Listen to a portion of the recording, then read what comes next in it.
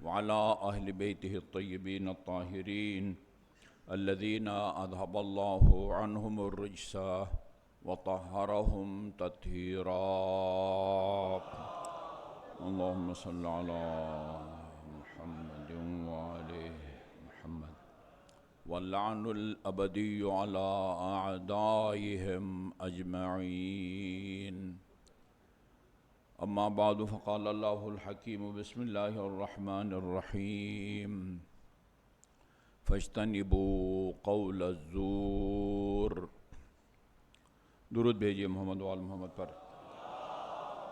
اللہم صل علی محمد وآل محمد. من جملہ گناہان کبیرہ میں سے ایک جھوٹ تھا جس کے بارے میں کافی گفتگو ہوئی اور وہ صورتیں بھی بیان کی گئی جہاں جھوٹ بولنے کی اجازت دی گئی ہے، بلکہ بعض اوقات اجازت ہی نہیں بلکہ اس کو ضروری بھی قرار دیا گیا ہے جہاں ایک مسلمان کی جان کو خطرہ ہو. اور ایک مستقل گناہ کے طور پر جس کو بیان کیا گیا ہے جھوٹ کے بعد، آیت اللہ دستغیب کی کتاب گناہان کبیرہ کی ترتیب کے مطابق وہ جھوٹی قسم ہے. ایک جھوٹ بولنا ہے، دوسرا جھوٹی قسم ہے، یعنی یہ گناہ پھر سنگین ہو جاتا ہے اور زیادہ سنگین ہو جاتا ہے، گناہ کا وزن بڑھ جاتا ہے. اس کو الیمین الغموس کہا جاتا ہے. غموس، غین میم واو سین. ایک واقعہ جو پیش نہیں آیا اس کے بارے میں قسم کھا کے کہیں کہ یہ واقعہ پیش آیا ہے. ایک کام جو آپ نے نہیں کیا قسم کھا کے کہیں کہ یہ کام میں نے کیا ہے، یا آپ نے کیا ہے اور قسم کھا کے کہیں کہ یہ کام میں نے نہیں کیا، یہ یمین غموس ہے. یمین غموس. بہت دفعہ یہ عرض کیا گیا کہ جو گناہ ہیں، حرام کام، ان کے دو قسم کے نقصانات ہیں. ایک تو آخرت کا عذاب ہے. اگر انسان کوئی ایسا کام نہ کرے جس کی وجہ سے اللہ تعالیٰ گناہ کو بخشنے کا اس نے وعدہ فرمایا ہے تو وہ اللہ تعالیٰ سزا دے سکتا ہے. ایک انتہائی حوصلہ افزا اور ایمان افروز نکتہ ہے. ہمارے عقائد کی کتاب ہے العقائد الامامیہ، اس میں عدل الہی، عدل ہم من جملہ اصول الدین میں توحید، عدل، نبوت، امامت اور قیامت کو جانتے ہیں. عدل کا انہوں نے کی تعریف میں کہا کہ اللہ تعالیٰ اس کے عدل کا تقاضا ہے، یا اللہ تعالیٰ کے عادل ہونے کا مطلب یہ ہے کہ وہ محسن نیک آدمی کو اس کی نیکی کا صلہ دیتا ہے، لازمی طور پر دیتا ہے. حتیٰ اگر وہ خدا کا منکر بھی ہے تو دنیا میں اس کو کچھ نہ کچھ فائدہ دے دیتا ہے، یا مالی فائدہ پہنچاتا ہے، یا اس کی عمر چند دن یا مہینے بڑھا دیتا ہے. ان اللہ لا یضیع اجر المحسنین. اللہ نیکوکار کی جو ہے نا وہ اجر کو ضائع نہیں کرتا. اگر وہ مومن ہے، صحیح العقیدہ ہے، تو اس کو اللہ تعالیٰ دنیا میں فائدہ کے علاوہ آخرت کا اجر اور ثواب بھی جنت کی صورت میں دیکھا. اور اگر مومن نہیں ہے تو کچھ نہ کچھ اس دنیا میں اس کو فائدہ پہنچاتا ہے. اس کے نمونے بھی بیان کیے گئے. ان اللہ لا یضیع. اسی طرح جو گناہ ہیں ان کی بھی اللہ تعالیٰ اسی دنیا میں وہ سزا دیتا ہے. جن گناہوں کی اللہ تعالیٰ اسی دنیا میں مرنے سے پہلے سزا دیتا ہے ان میں سے ایک الیمین الکاذبہ یا الیمین الغموس، جھوٹی قسم کھانا. جھوٹی قسم، جھوٹ بولے اور پھر اوپر سے قسم بھی کھائے. یہ میں چند ایک روایتیں نوٹ کر کے لایا ہوں. کوشش میری یہ ہوتی ہے کہ زیادہ سے زیادہ براہ راست کلام معصوم آپ تک پہنچائیں. اس کا اپنا ایک معجز نما اثر ہوتا ہے جو قابل انکار نہیں ہے. فرمایا امام جعفر صادق علیہ السلام نے اللہم صلی اللہ محمد من حلف علی یمین وہو یعلم انہ کاذب، جس کو کوئی غلط فہمی وغیرہ بھی نہیں ہے، اس کو پتہ ہے کہ میں یہ غلط بیانی کر رہا ہوں، جو خبر دے رہا ہوں وہ غلط ہے جی، جانتے ہوئے کہ یہ میں جھوٹ بول رہا ہوں وہ قسم کھا لے تو بارز اللہ تبارک و تعالی، اس نے اللہ تعالیٰ کے خلاف جنگ کا اعلان کر دیا ہے۔ جو جھوٹ بولے جان بوجھ کے، متوجہ ہے کہ میں جھوٹ بول رہا ہوں، اس کے باوجود قسم کھائے، اس سے اللہ کے خلاف اعلان جنگ کیا ہے۔ اور پانچویں امام محمد باقر علیہ السلام کے فرمایا، اللہم صلی اللہ محمد و آل محمد، فرمایا امام محمد باقر فرماتے ہیں کہ رسول خدا نے فرمایا۔ امام محمد باقر اپنے آباء و اجداد کے ذریعے رسول خدا کا یہ فرمان نقل کرتے ہیں، قال رسول اللہ ایاکم والیمین الکاذبہ، ہمیشہ جھوٹی قسم سے بچو، ایاکم یعنی اپنے آپ کو بچاؤ جھوٹی قسم سے۔ اچھا، اس کا نقصان کیا ہوتا ہے؟ وہ آخرت میں جو سزا بھی ملے گی، بندہ اگر وہ توبہ کر کے اپنے آپ کو نہ بخشوائے، خدا وہاں بھی سزا دے سکتا ہے۔ دنیا میں جو اس کا نقصان ہوتا ہے فَإِنَّهَا تَدَعُ الدِّيَارَ مِنْ أَهْلِهَا بَلَاقِعَ، جو جھوٹی قسم کھاتا ہے وہ اس کا خاندان، اس کا گھر، اللہ تعالیٰ اس کو برباد کر دیتا ہے اور اس کو سنسان کر دیتا ہے، اس کو اللہ تعالیٰ یعنی گھر بار تباہ ہو جاتا ہے اللہ تعالیٰ کی جھوٹی قسم کھانے کے نتیجے میں۔ یہ حوالے میں نوٹ کیے ہوئے اصول کافی کی جلد نمبر 7 ہے اور صفحہ نمبر 436 ہے۔ اور امیر المومنین علیہ السلام فرماتے ہیں کہ الیمین الکاذبہ، جو جھوٹی قسم ہے، اسی طرح وقطیعۃ الرحم، اور قطع رحم بھی اور جھوٹی قسم بھی۔ یہ قطع رحم بھی اب یہ اس میں دیکھا نہیں جاتا کہ وہ غلطی کس کی ہے، جس کی غلطی نہیں ہے وہ کہتا ہے اس کی غلطی ہے، میری غلطی تھوڑی ہے۔ نہیں بھئی، اگر غلطی اس کی ہے پھر آپ کو کہا گیا ہے کہ آپ پہل کرو۔ غلطی اس کی ہے، اگر آپ صلح کے لیے پہل کرتے ہیں، روایت کا مضمون یہ ہے کہ آپ پہلے جنت میں داخل ہوں گے۔ صلح کے لیے پہل کرنے کے نتیجے میں آدمی سمجھتا ہے کہ غیرت کا تقاضا یہ ہے کہ ڈٹ جاؤ، ٹھیک ہے جی، ہاں۔ تو یہ قطیعۃ الرحم تذران الدیار بلاق من اہلہا، یہ گھروں کو برباد کر دیتے ہیں، سنسان کر دیتے ہیں اہل خانہ سے۔ وَتَنْغَلُّ الرَّحِمْ، نسلیں منعقد یعنی منقطع ہو سکتی ہیں، نسلیں منعقد ہو سکتی ہیں وہ جھوٹی قسم یا قطع رحم کے نتیجے میں۔ تنغل الرحم کی آگے تفسیر کی ہے ای یعنی انقطاع النسل، جیسے کہ وہ رسول خدا کے دشمنوں سے کہا گیا ان شانی کا هو الابتر، نسل منقطع ہو جاتی اس کے نتیجے میں۔ اور امام جعفر صادق کا فرمان ہے الیمین الغموس ينظر بها 40 لیلۃ، یہ بہت بڑا جو ہے نا وہ ہے، جو آدمی جھوٹی قسم کھاتا ہے وہ اللہ تعالیٰ اس کو صرف اس دنیا میں سزا دینے کے لیے 40 دن کی مہلت دیتا ہے۔ 40 دن کے اندر جو ہے نا اللہ تعالیٰ اس کی وہ پکڑ جو ہے وہ اس کی شروع ہو جاتی ہے، جو اسی دنیا میں وہ ہے نا ثلاثۃ لا يموت صاحبہن حتی یذوق وبالہن، 3 گناہ ایسے ہیں جو ان کا مرتکب ہوگا مرنے سے پہلے وہ اس کا وبال سے جو ہے نا دوچار ہوگا۔ یہاں امام نے تصریح بھی کر دی ہے کہ 40 یندرو کا مطلب ہوتا مہلت دینا۔ وہ مقروض کے بارے میں ہے کہ اگر آپ سے کسی نے قرض لیا ہے اور غیر متوقع طور پر وہ ادا نہ کر سکے، تنگ دست ہو، فَإِنْ كَانَ ذُو عُسْرَةٍ فَنَظِرَةٌ إِلَى مَيْسَرَةٍ، آپ کا مقروض اگر تنگ دست ہو گیا ہے اس وقت تک اس کو مہلت دی جاتی ہے۔ خدا نے اس کو مہلت دی ہے کہ جب تک تم ادائیگی کے جو ہے نا وہ قابل نہیں ہوتے اس وقت تک تمہیں مہلت دی جاتی ہے۔ اچھا، اسی طرح وہ شیطان نے بھی کہا تھا مجھے قیامت تک مہلت دیں، کہا قیامت تک نہیں، انک من المنظرین الی وقت معلوم یا یوم معلوم، یہ تو مہلت دینے کو کہتے ہیں۔ اس کو مہلت دی جاتی ہے 40 دن، اس کے بعد جو ہے اللہ تعالیٰ اس کو اس جھوٹی قسم کا سزا دے دیتا ہے۔ الیمین الغموس، یمین غموس جھوٹی قسم، وہ قسم ہے توجب النار، وہ جھوٹی قسم جس کی وجہ سے انسان جہنم کا حقدار بنتا ہے۔ وہ کیا ہے؟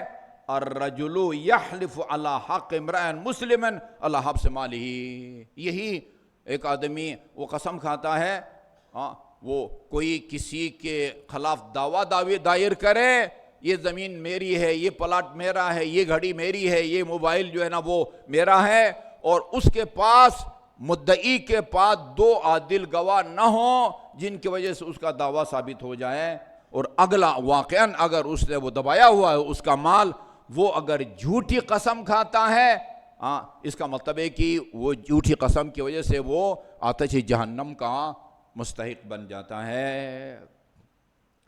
اچھا، اور آخری روایت میں ایک عجیب جو ہے نا وہ ایک سنگین جو ہے نا وہ قسم کی طرف اشارہ ہے۔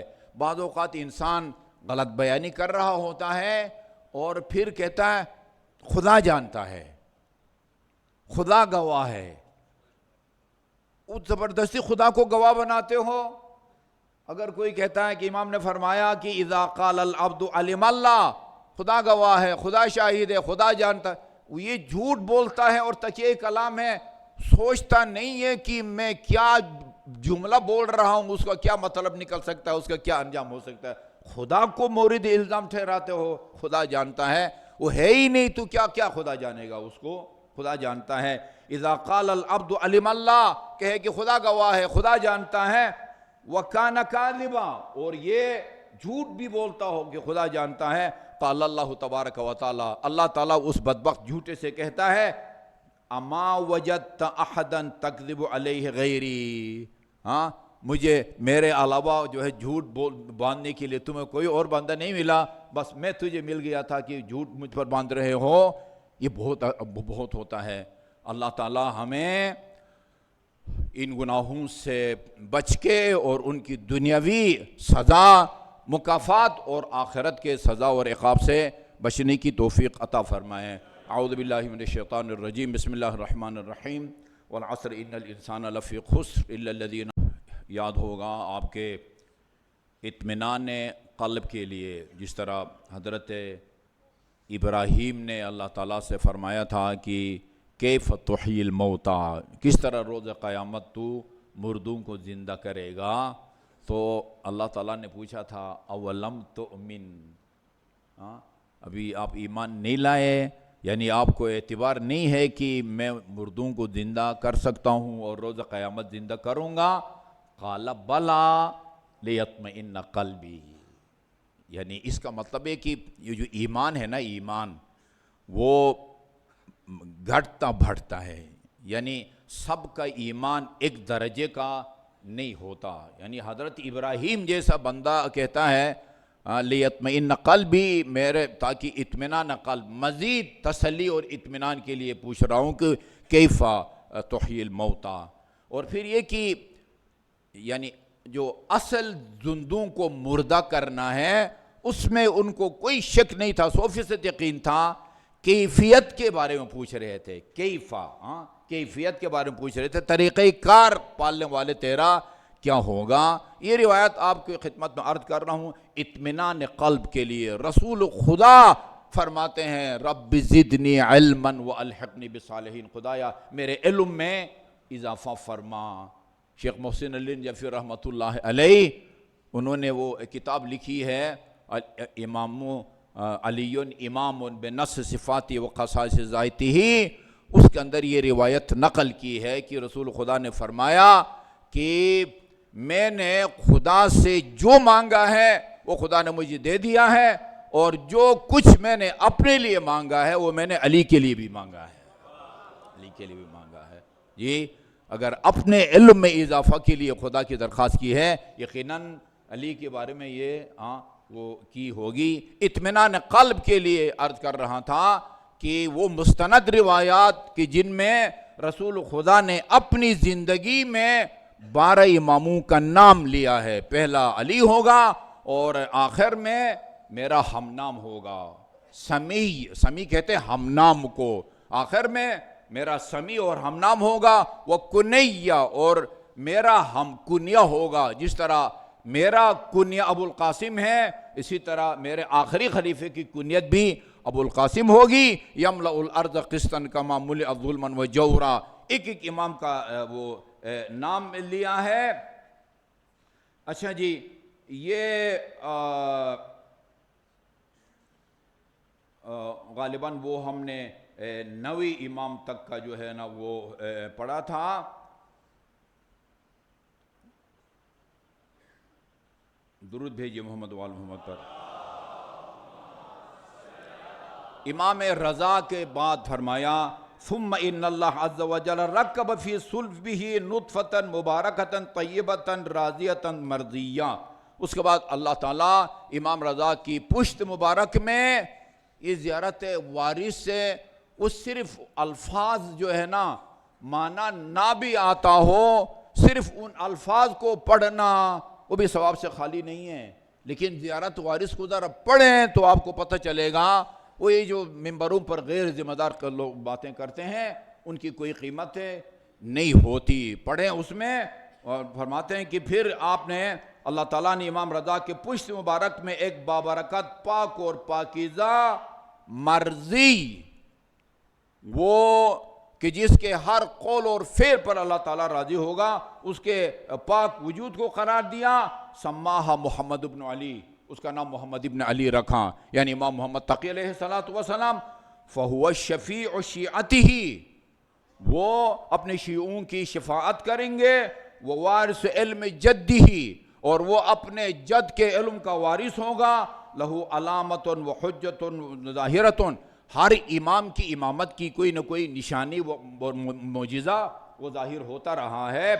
اذا ولدا، وہ جب پیدا ہوں گے ولادت کے فوراً بعد وہ کلمہ توحید زبان پر جاری کریں۔ اذا ولد یقول لا الہ الا محمد الرسول اللہ، یہ اللہ تعالیٰ کی وحدانیت کی بھی گواہی دیں گے اور میری رسالت کی بھی گواہی دیں گے۔ وَيَقُولُ فِي دُعَائِهِ، وہ یہ دعا پڑھا کرے گا، یا من لا شبیہ لہ ولا مثال، اللہ تعالیٰ کی وحدانیت ہے جس کا کوئی اس جیسا کوئی بھی نہیں ہے، نہ اس کا مثل کوئی نہیں ہے۔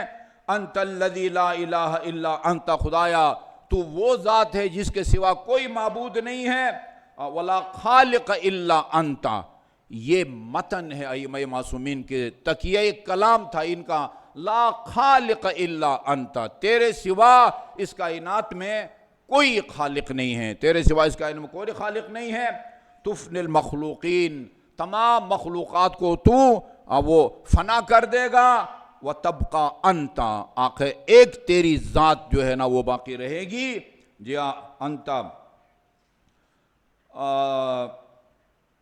حلمت عمن عصاکا، جو تیری نافرمانی کرے تو اس کے لیے حلیم ہے، تو رحم کرنے والا ہے اور مغفرت ہی میں تو راضی ہے۔ من دعا بہذا الدعاء، آپ فرماتے ہیں جو میرے فرزند محمد تقی کی اس دعا کو پڑھے گا، کان محمد ابن علی شفیعہ یوم القیامہ، یہ محمد ابن علی تقی روز قیامت اس کی شفاعت نصیب ہوگی۔ وَإِنَّ اللَّهَ رَكَّبَ فِي صُلْبِهِ، ابھی 10ویں امام کی طرف اشارہ ہے، امام محمد تقی کے صلب مبارک میں وہ قرار دیا اللہ تعالیٰ نے ایک ایسے پاک وجود کو، لا باغی ولا طاغیہ، جو اپنا رب کا نافرمان نہیں ہے، بارتن مبارکتن، بار ہے، نیکوکار ہے، بابرکت ہے، پاک اور پاکیزہ ہے۔ سماہا عندہ علی بن محمد، اللہ نے اس کا نام علی بن محمد رکھا ہے، اللہ نے اس کا نام علی بن محمد رکھا ہے۔ فَأَلْبَسَهَا السکینہ والوقار، اس کو سکون اور وقار کے لباس سے مزین فرمایا۔ وَأَوْدَعَهَا الْعُلُومِ، اور علوم الہی کا ان کو رازدار بنایا، امانت رکھا ان کے پاس۔ وَكُلِّ سِرٍ مَكْتُومٍ، اور ہر پوشیدہ راز کا بھی اس کو مالک اور اس کو عالم بنایا۔ یہ جملہ دیکھیے ائمہ معصومین کے حالات زندگی میں آپ پڑھیں گے، وَمَنْ لَقِيَهُ وَفِي صَدْرِهِ شَيْءٌ أَنْبَأَهُ بِهِ، آپ میں سے کوئی بھی اس امام کے پاس جائے ہیں جی، ان سے ملاقات کرے اور آپ کے دل میں کوئی خیال ہو، سوال ہو، انباہ بھی، وہ تمہیں بتا سکتا ہے کہ تم اپنے دماغ میں، دل میں کیا سوال لے کے آئے ہو۔ جی ہاں، انباہ بھی وحذرہ من عدوہ، اور اس کو دشمن سے متنبہ بھی کرتا ہے، ویقول فی دعائہ، وہ اپنے دعا میں یہ پڑھا کریں گے یا نور یا برہان یا منیر یا مبین۔ اس کے بعد فرمایا من دعا بہذا الدعاء، جو یہ دعا پڑھے گا، امام علی النقی پڑھیں گے، کان علی بن محمد شفیعہ، وہ شفاعت کریں گے، وقائدہ الی الجنت، اور یہ دعا پڑھنے والا امام علی النقی کی قیادت میں جنت میں داخل ہوگا۔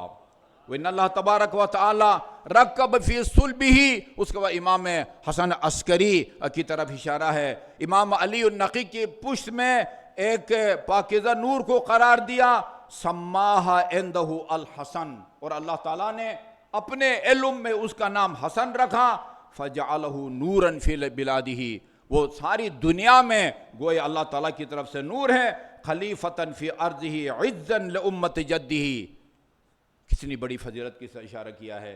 یہ امام حسن عسکری اپنے جد کی امت کے لیے باعث عزت ہے، اپنی جد کی امت کے لیے باعث عزت ہے، وہادیاً لشیعتہ، وہ اپنے شیعوں کے لیے ہادی ہے، جی ہاں، وشفیعاً لہم عند ربہ، خدا کی بارگاہ میں ان کے لیے وہ شفاعت کریں گے، وَنِقْمَةٌ عَلَىٰ مَنْ خَالَفَهُ، مخالفین کے لیے وہ عذاب ہیں، حجۃ لمن والاہ وبرہانا من اتخذوا اماما، جو ان سے کی ولایت کا اقرار کرے، ان سے محبت کرے، اس کے لیے حجت ہیں، اور برہان اور دلیل ہے اس کے لیے جو ان کو یا امام حسن عسکری کو اپنا امام بنائے، وہ یہ دعا پڑھتے تھے۔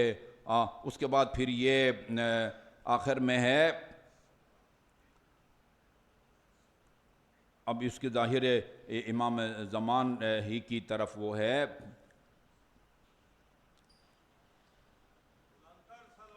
اللہم صلی علی محمد وعلی۔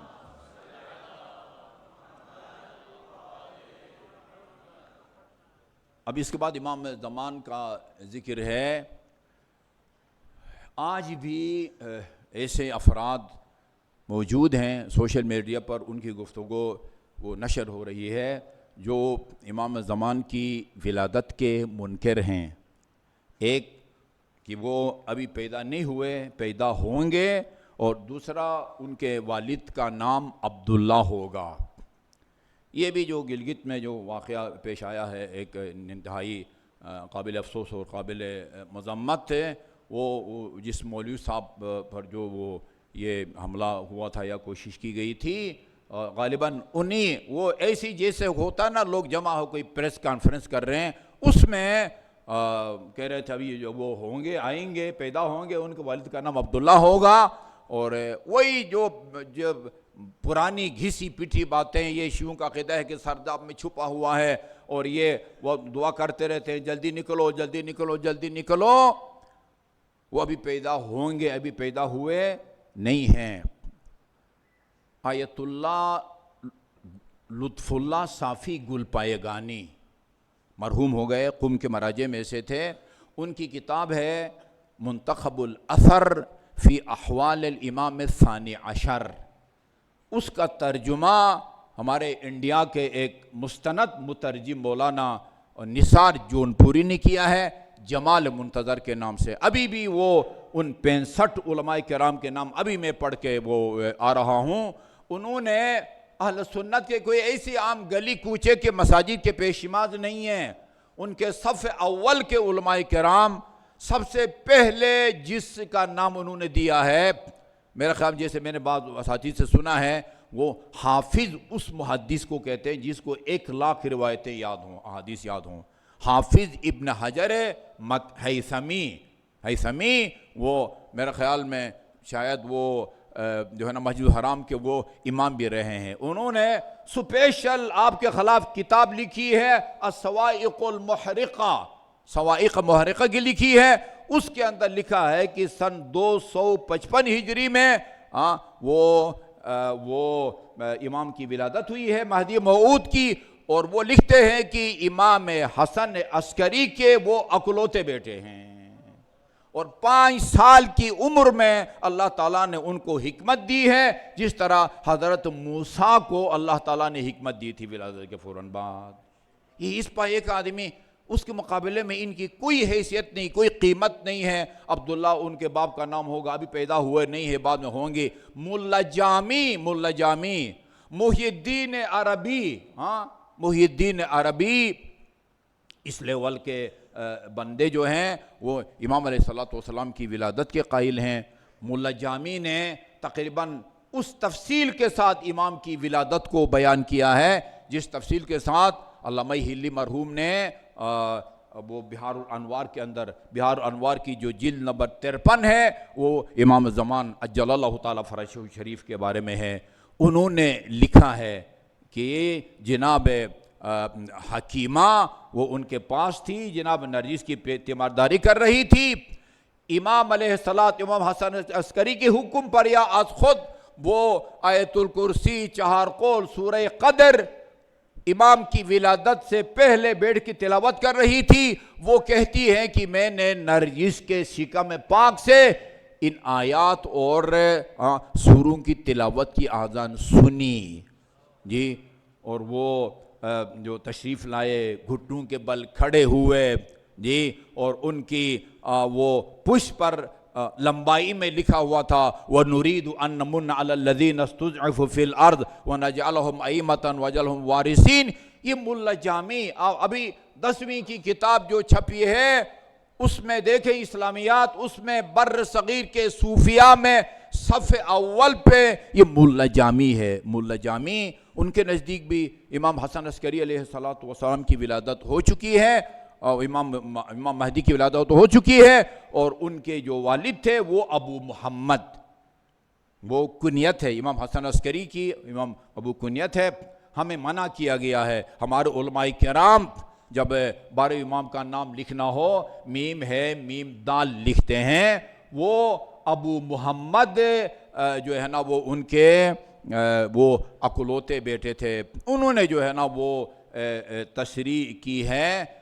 اب یہ ان سے پوچھیں، ابھی بڑے توہین آمیز انداز میں اللہ تعالیٰ، میں یہی کہوں گا کہ ان کو ہدایت دے اور وہ اللہ تعالیٰ ان کو انتشار پھیلانے سے بچنے کی توفیق عطا فرمائے۔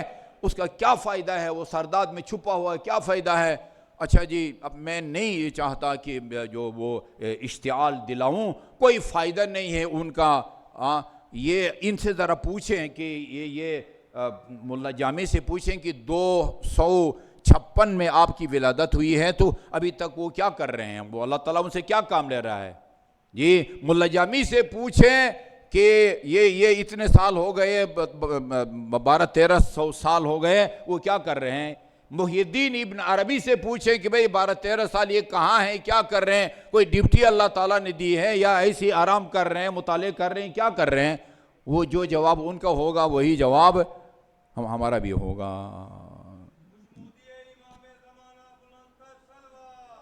اللہم صلی علی محمد وعلی محمد۔ میرے خیال میں ہر دور میں اور خصوصاً اس دور میں ہم سب کی یہ ذمہ داری ہے کہ اپنے بنیادی عقائد سے آگاہی حاصل کریں، اور خصوصاً امام زمان عجل اللہ تعالیٰ فرجہ الشریف، الحمدللہ علماء کرام نے محنتیں کی ہیں، براہ راست اردو میں بھی کتابیں لکھی گئی ہیں، عربی سے اردو میں ترجمہ ہوا کتابوں کا، فارسی سے عربی میں بھی ترجمہ ہوا ہے، ان کا مطالعہ کریں۔